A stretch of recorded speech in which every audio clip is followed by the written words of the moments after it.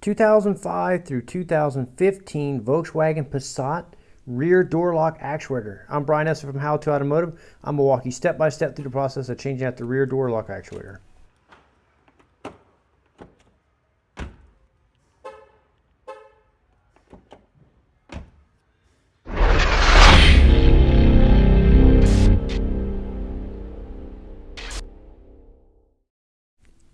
I'm going to be using a factory replacement door lock actuator. I will link it up in the description of the video. We're doing the left rear door on this model. I will also link up all the tools that I use in the video. To get started, we're going to take off the door panel.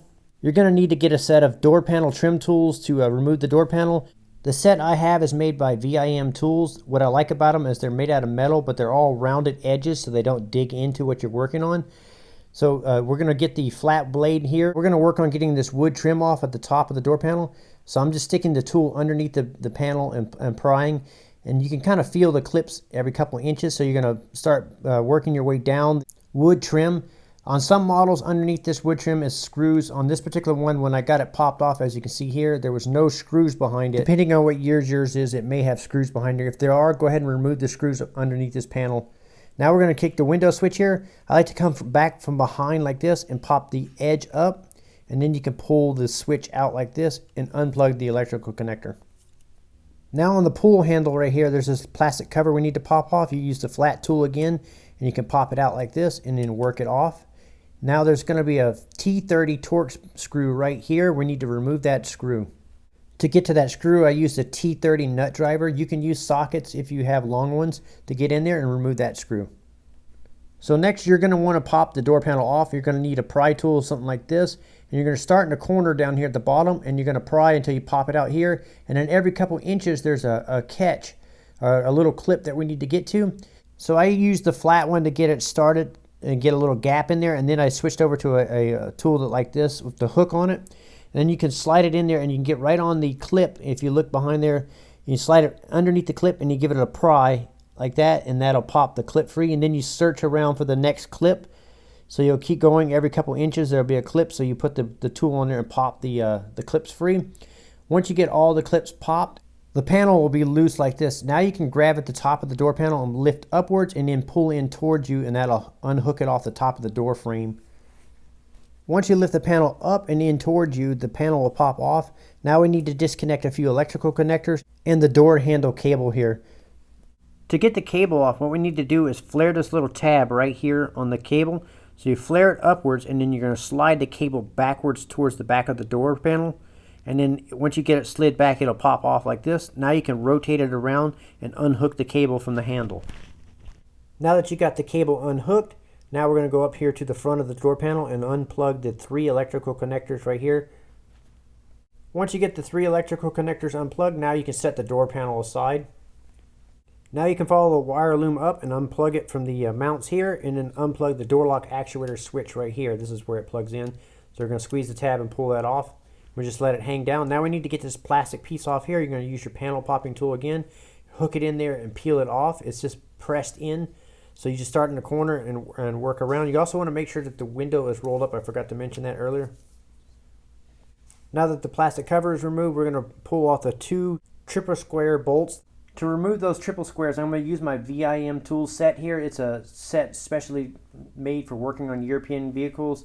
And I will link this up in the description of the video. So we're going to find the 6mm triple square, and we're going to remove the 2 triple squares on the edge of the door here for the door latch. So one here and one just above. Remove those 2 screws.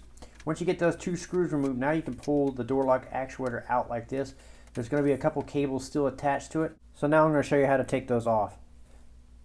So the first cable here is the inside door handle cable.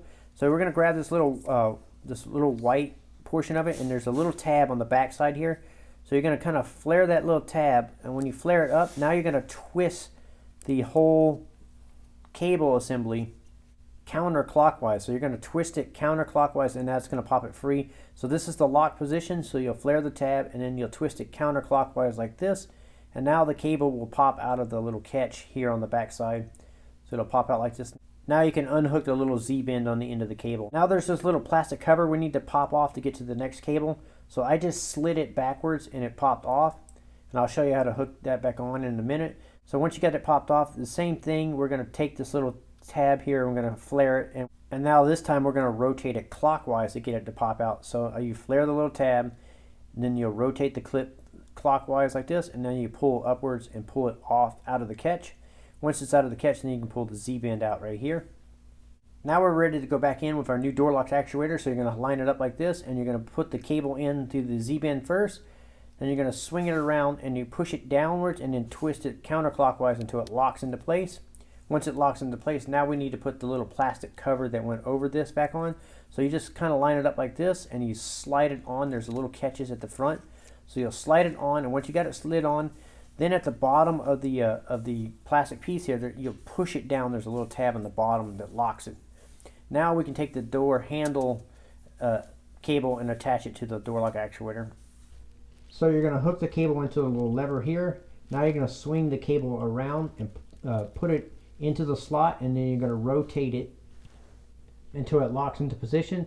Now we can take the whole door lock actuator and feed it up into the door frame here. So we'll angle it in there, and you'll put it in here, and now you can start the 2 triple square bolts that hold it on. You want to make sure everything's lined up before you tighten it down. And this is your child safety lock here. If you want to put it on or off, you can switch that on now.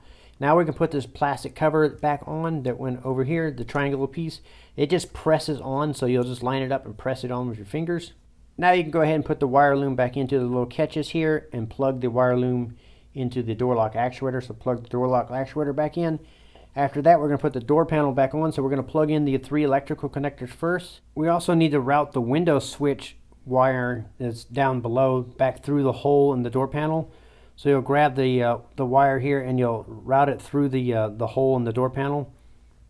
Once you pull it through like this, you can go ahead and put the window switch back on it so it doesn't fall back through.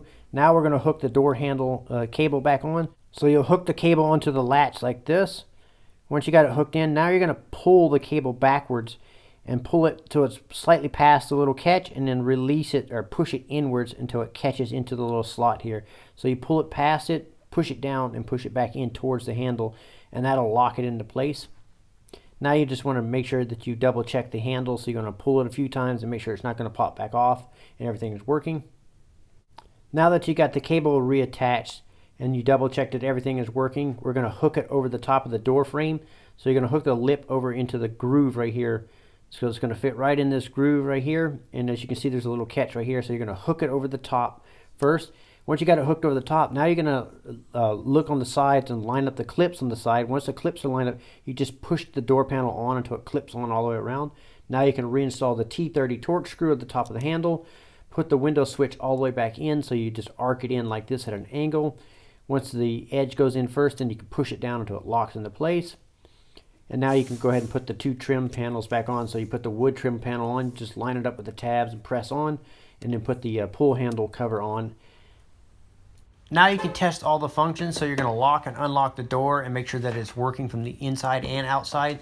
So you're going to do it from the outside, then you're going to get in the car and make sure it works from the inside, the pull handle and the switches and everything works. I will link up all the parts and tools that I use in this video in the description. Also, if you're interested in supporting the How to Automotive YouTube channel, the best way is by purchasing t-shirts, coffee mugs, and stickers. I will leave links for those all in the description of the video. I'm Brian Eslick from How to Automotive. I'd like to thank you guys for watching my videos, encourage you to subscribe, invite you to head over to the howtoautomotive.com website for more valuable videos like this. Thank you again for watching.